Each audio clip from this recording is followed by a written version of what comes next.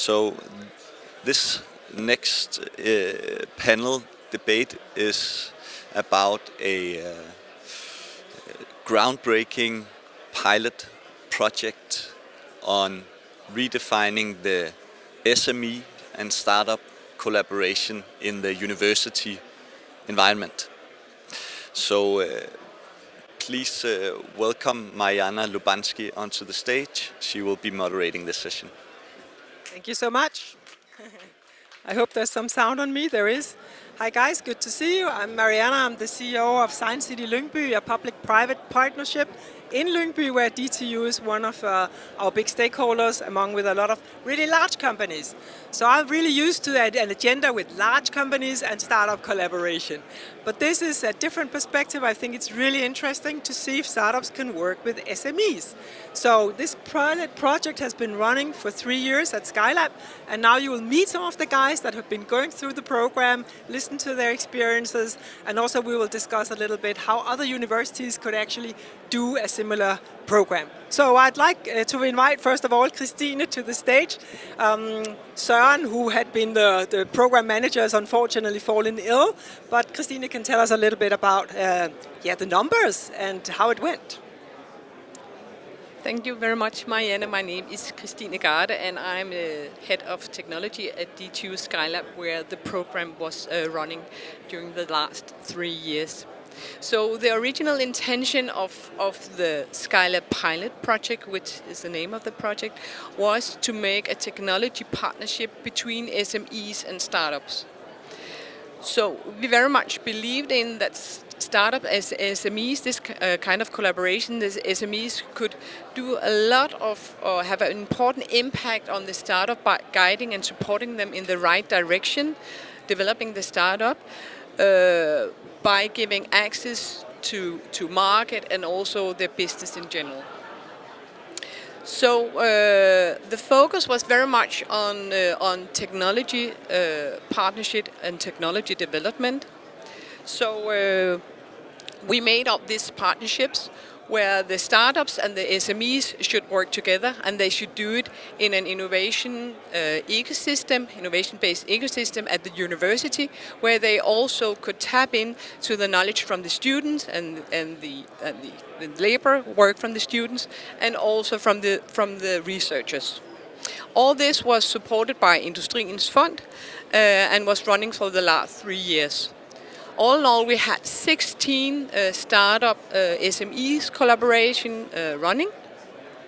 And you could say from the start, because we had the focus on the technology development, we placed the startups in what we call developer hall, which is a physical place where the startup could work on their prototype continuously, and also having access to the knowledge and the prototype facilities that are present at DTU Skylab.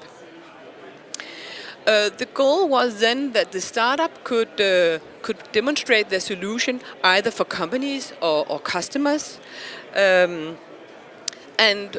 by that we believed in that this could enable that the startups could develop faster, that new technologies from the startups could be incorporated into Danish SMEs, and also the talent pool here meant by the students, that they could be developed for the labor market, and some of the knowledge from the university actually could come out and bring benefit to society. There was researchers following up on this kind of partnership models, and the researchers' job was to adjust and validate the model for collaboration, and they have come up with some best practice and guidelines if this initiative or this kind of partnership should be rolled out across Denmark. So what was some of the key takeaway from the program that have been running for the last 3 years? If we start by talking about the startups, we actually saw that they were developing quite fast. And that was due to 3 main factors. One was that they had this market access through the SMEs. Also, that we could see that there was complementary knowledge shared between the startup and SMEs that was very beneficial to the startup. And then this focus on technology development and actually making a product ready for the market was really initial. And when we looked into the numbers, we could see out of these 16 startups that has taken part of the partnerships program, 9 of them actually, when leaving the program, they were able to go out and being commercial right away, meaning that they could move into facilities where they were able to pay rental. So they didn't continue into other programs, but they were actually ready to go out and pay rental. If we look into the SMEs, what they got out of it was very much that they learned how to work with the university and also how to navigate within the university. We know that universities can be very complex and it can be very difficult for companies to actually find the right persons or the right departments to work with. And they find their way through with this program. Then they also got new technology and new product inside that was very beneficial to their business. For the students, we could see that they contributed significant to each of these partnerships. They were sort of the engine, the one coming in and assist having hands-on, making the technology development and actually do the hard work. They either did that as a part of their education, it could be as a master, bachelor thesis, or it could be in special course, or some of them were also working as student assistant. And they all met the startups because they were physical present in Developer Hall. So what did the students learn? Well, they learned that they use the competences that have got through the education, but they were also introduced to important entrepreneurial skills. They also had the chance to work with startups and actually being ready for their next job. And then they also developed their professional network. Out of these 16 partnerships, 75 students were a part of this. And for the researchers, they were either working as supervisors for the student, or they were engaging with the startup with their knowledge. So the key success factors that we were presented for was actually, it's very important to have a dedicated project management team who are able to do this facilitating, startup meeting the SMEs, and also have a good working collaboration, also could tapping into the whole ecosystem.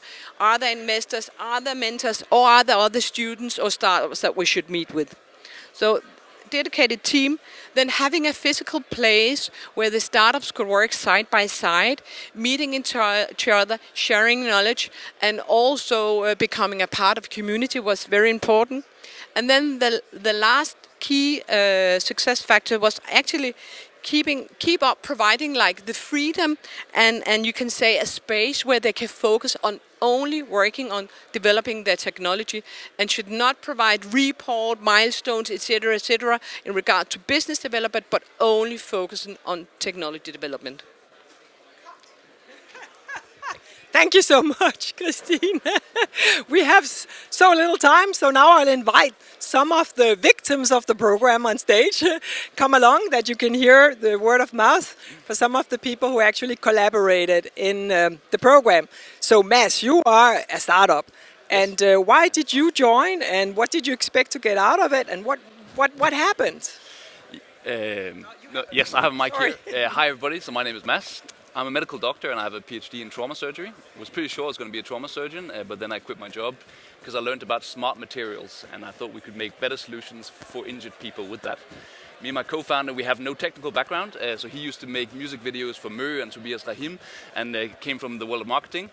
And me as a doctor, so we were on the hunt for tech talent.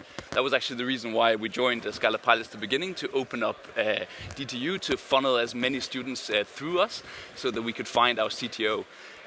We didn't anticipate that the partnership with the SMV would be so lucrative as it actually turned out. So we were partnered with Damvi, and that has just been a match made in heaven right from the beginning. And we have been collaborating ever since and grown and grown and grown. Great, that sounds too good to be true. So let's hear your perspective, Philip. Yeah, so being a 3D printing company, we are very aware of our value proposition toward these startups. Um, so we wanted to get paired, of course, with an interesting startup from the very beginning, and also challenge the production team to do even better at their jobs. But it's not just the technical level. We also we could see that the motivation at our consultancies were heightened because it gives another perspective to their work when helping the startup, promising startups to succeed in their work, right? So we could see that the motivation between our consultancies was heightened, and also just to elaborate on our value proposition, that is we help people materialize their ideas. So when Exo 360 came up, they could materialize their first prototype and hopefully moving on towards a full-scale production. So how many people are you in Dammi? I think we are about 20 at the moment, yeah. Okay, so a real SME. Yeah. So did you try to do this before? Did you work with a startup before? So being a part of the startup environment is part of the Damvik DNA. As I said, with the value proposition, that we've always worked closely with them, and yeah, that it was just a match made in heaven to be a part of the Skylab program. So did something happen that you didn't expect? Yes, so basically we started in May 2022, and then 4 weeks later we got the knowledge from the Institute of Panum that we were allowed to do human cadaver studies half a year before we had planned them. So then we figured out that Skylab has an amazing mechanical workshop that could help us build these biomechanical setups that would otherwise have taken us a long time. So we actually in 4 weeks built a whole rig to break wrists, to test plaster cast, and to find the pressure needed to hold the broken bones in position. So Skylab Pilots has been good to know. Ah, cool.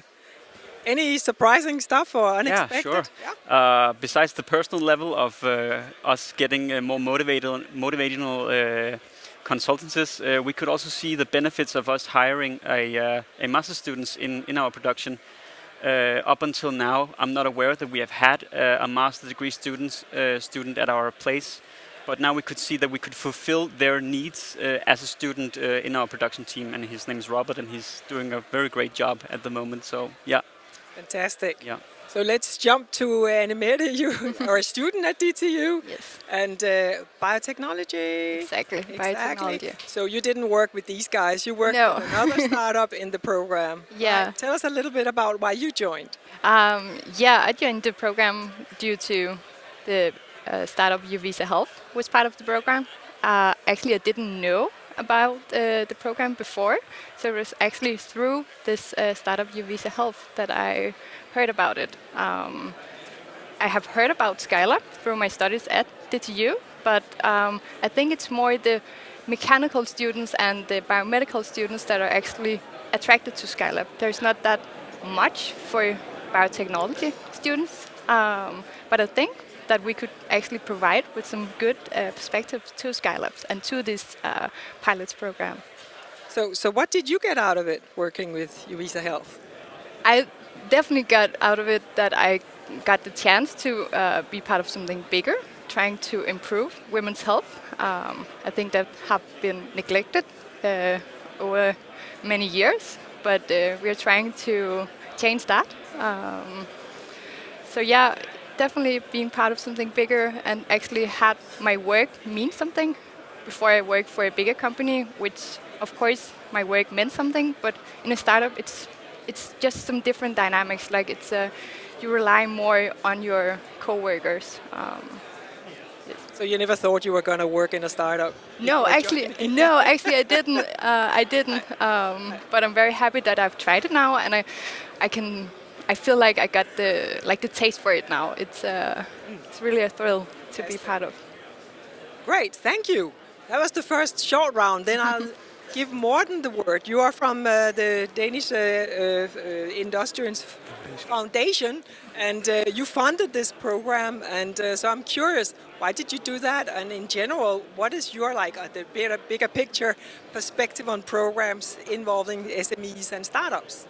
Yeah, well, thank you. We did of plenty of reasons. I think we did it mainly because that we are a foundation which mission is to enhance the competitiveness of Danish industry in general. And here we have, you can say, the best from both our target groups, the startup section and also the SMEs. And what we, in many of our, across our projects do is to help increase the innovation forces in these in companies. So it's pretty much a no-brainer when Skylab showed up at this application and started this talk to pitch the program, because we already saw and knew the good environment out at Skylab at the development hall. So there's so many good facilities to try to connect and match between startups and SMEs.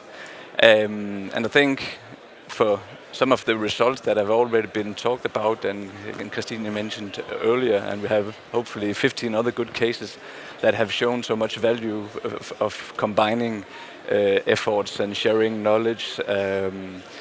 That was what we bought into. And does it have any implications for like your strategy as a foundation within this space? Yes, I think that we're a place now where we have tried different programs. We also funded a program called SME FinTech with the FinTech cluster. We had some years ago called Urban Tech with rainmaking and some bigger companies sourcing international startups. So I think we have been experimenting within the last couple of years on different models of how to combine and make these collaboration happen. And which platforms and which you can say actors such as Skylab are the ones that can make it happen. So now also I think we are in a state of mind where we can also start to evaluate across the programs, and there's also a white book coming up at the end of this program, because there's been some research attached to the program to follow some of the model and some of the tools and interviewing and making some surveys of the participants to see, okay, what is the glue and what is it that make the magic happen. So hopefully we're also gonna learn across these few programs that we've made now to see, okay, is there some adjustments to be made? Should we make some more systematic offers? Because of course we could continue with programs with 20, 15, 5 collaboration. We also need some learning outcome that can inspire the broad ecosystem some more. Also do this by themselves, because I believe there's a lot of private access now and also some software platforms where you can actually start. But some of my learnings to follow these programs quite closely is that it's all about people, and it's all about having the right, you can say, coordination and facilitator also. So yeah.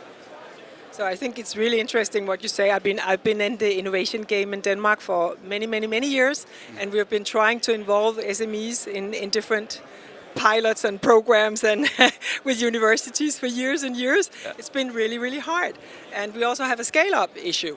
So maybe there is some, yeah.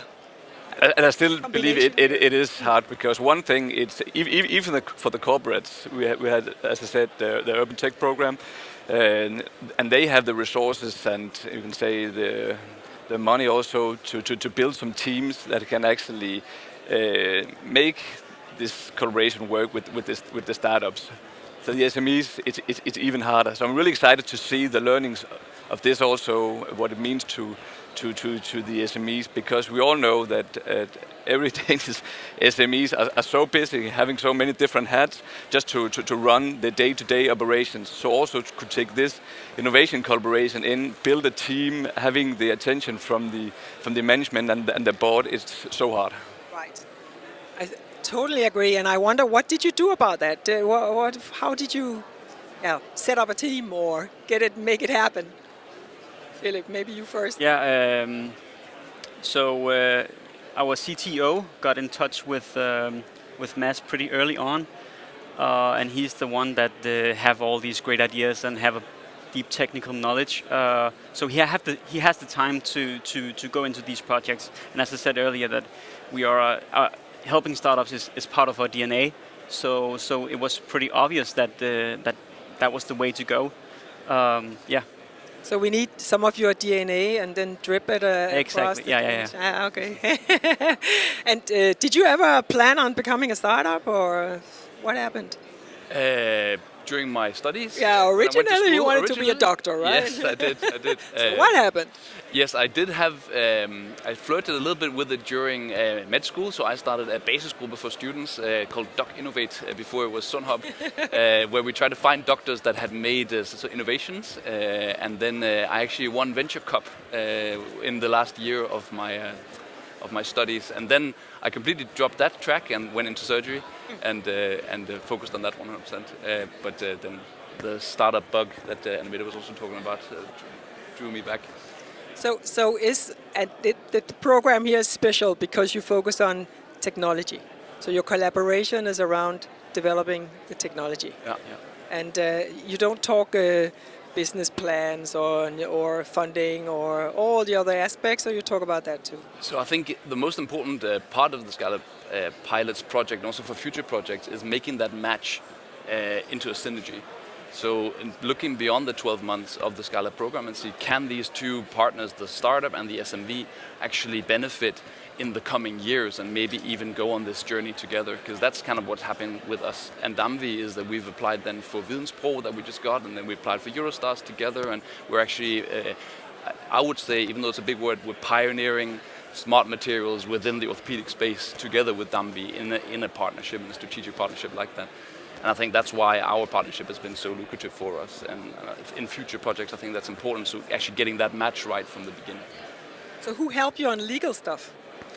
On legal stuff, that's actually the beauty, I think, of the Skylab pilots thing, is that whole project gives you an umbrella to talk with trust within people, because usually when you do corporate deals with other suppliers, then you start with that, right? You start with the legal stuff, like you said, and that was just never a part of it in the beginning. It was like, okay, we have these 10 months together, we're doing it at Skylab, let's get the most out of it, and then we talk legal, basically, as soon as it becomes relevant, right? Okay, so now you have something fixed together. Yes. Legally.